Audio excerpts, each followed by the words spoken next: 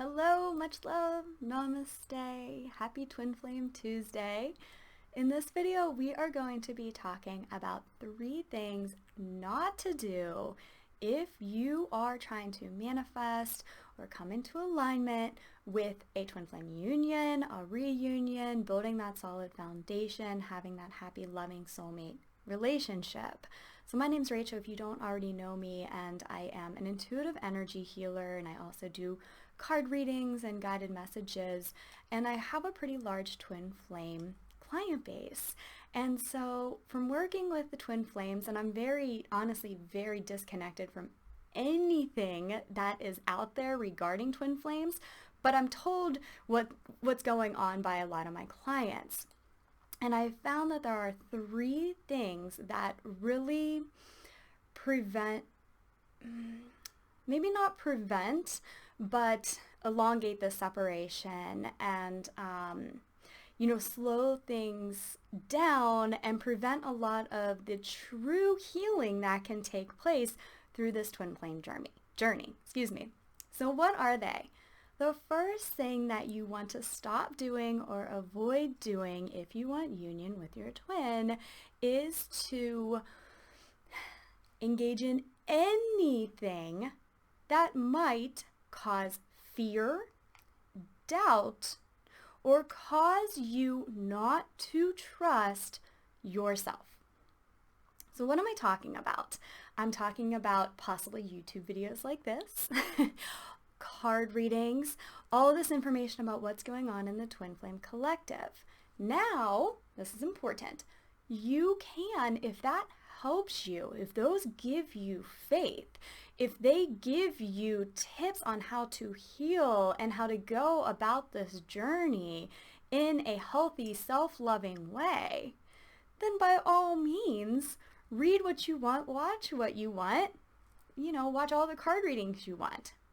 But if they induce fear, if they create doubt, then it's time to take a break from them, because as you do, you're going to see things shift. So this is what I found for a lot of my clients, is they will have an internal knowing, or I'll do a healing session for them or a card reading, and we'll get a very clear message. Like, this is what I do, higher self readings from twin flames and things like this. Like, this is what your twin flame said, or this is what your higher self wants you to know, or this is what occurred in the healing. And everything resonates on such a deep level, and they can see what's unfolding and exactly where they are heading in this relationship. But then they'll watch a YouTube video that says something completely opposite of what the collective is experiencing right now, and that causes doubt. It plants the seed of doubt within them. And then they'll ask me, and I always give the same response or a similar response of, you are the only one who knows deep down what you should be doing. Don't listen to the fear and to the doubt, but deep down, when you're in that centered place where you're feeling emotionally balanced, that's your answer. It doesn't matter what a YouTube card reader said, or what somebody said the collective is going through, or what somebody else is going through. We're all individual expressions of this divine energy.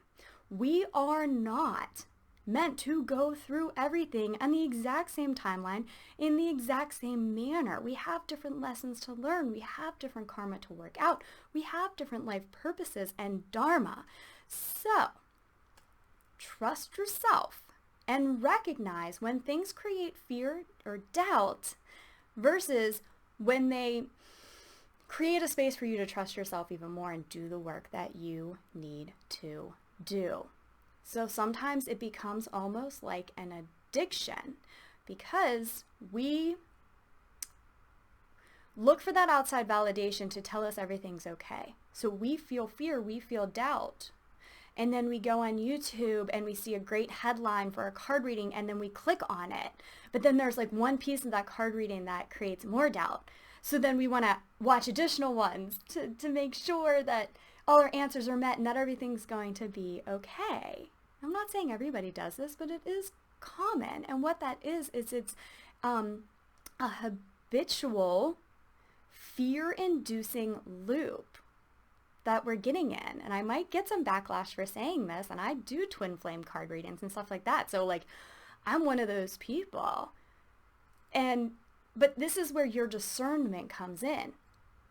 Do certain people out there give you guidance that is helpful for your journey? Do other people out there create fear? Or is it just time to take a break from everything? Listen to yourself. Okay, so I think that I beat that to the ground. Okay. It might be a time to take a break from all twin flame stuff. Or maybe not. Maybe just most or some. But the validation and what you need lies within you. Okay, the second thing not to do is put your twin flame on a pedestal or focus on circumstances that are going on right now. So what happens is, okay, if you would think about being in a solid union with your twin flame, it would be an equal partnership. So whenever you put them on a pedestal, that's creating an energetic imbalance, and you're never going to come together because there's an energetic imbalance there. So if you lessen their importance, and not saying they're not important, but just know that as part of this journey, there is a union once you can vibrationally match up with it, then you're going to come back to center. So it might be a good idea to act as if you were already in union. How would you think? What would you say? What would you watch on YouTube? What kind of activities would you engage in? And Aaron Daughtry, yes, that's how you say his name. He's really famous, or popular on YouTube. He has a reality transurfing meditation.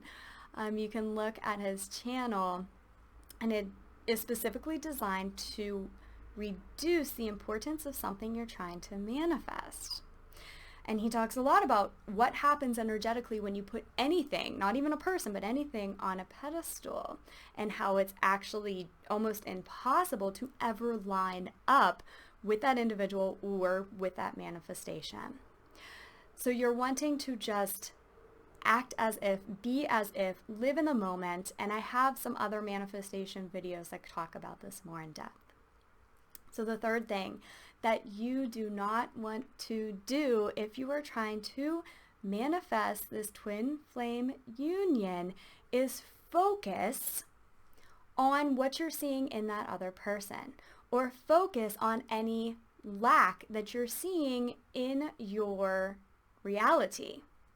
But instead, you want to focus on the lessons that are coming up for you through these different experiences. So we all have deep karmic lessons that we have come here to learn. If you've ever heard of Dolores Cannon, she talks a lot about this. If you have not, look her up because she is amazing. She was a hypnotherapist who tuned into people's higher selves. And through years and years and years of just research, she has found that we as souls incarnate with very specific lessons that we want to learn here.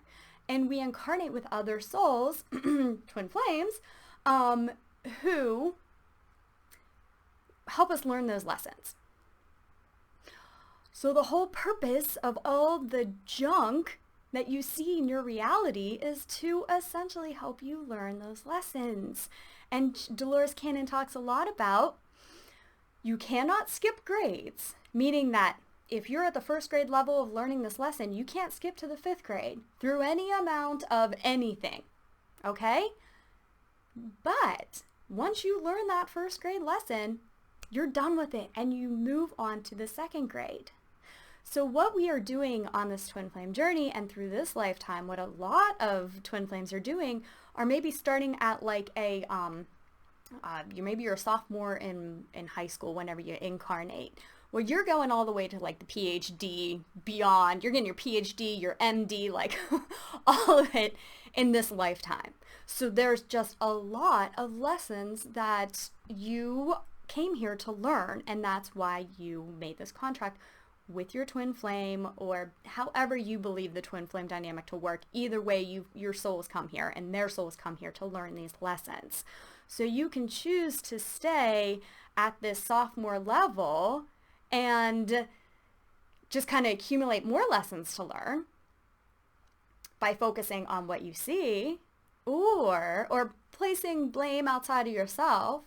And this is not to say other people are perfect.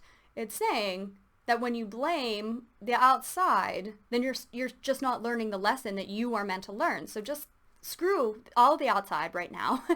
Think about what you have come here to learn. Tune in with yourself. Every emotion that comes up, every circumstance that comes up, every reaction from another person, ask yourself, okay, I know that was shitty, right? But what's my lesson here? Okay, so screw all that. What's my lesson? And then you learn it, and then you get to be a junior in high school and then a senior, and you're able to go past these grades quicker and quicker and quicker. So you don't want to be held back. You want to go on the fast track. Okay, so that's all I have for you. The 3 things what not to do if you're on the twin flame journey. If you're going to just sum it up onto everything of what you should do, it's really just enjoy your life. Enjoy the parts of your life that are enjoyable. Be grateful for all these lessons that you're learning. Live as if union has already occurred, because once it occurs, it's going to be cool, but it's not going to be, it's like just going to like smooth right into it. And then you're in union for a couple years and you're just like, okay, this is how we are. So live from that place now. And anything that comes up is a lesson that your soul has wanted to learn so that you can really ascend so far on your own personal journey or spiritual journey that you're just going to be going to amazing places way past union has occurred. Okay, so again, my name's Rachel. If you are interested in any help with clearing some karma and blocks and helping you make this process a little easier, you can see the links below. I do have a 45-minute video that is an energy clearing session, probably one of the most powerful sessions I've ever done. So I'll link to that below as well, and I will talk with you next time. Please like and subscribe if you want more videos like this. Comment, let me know what you thought. Love and light.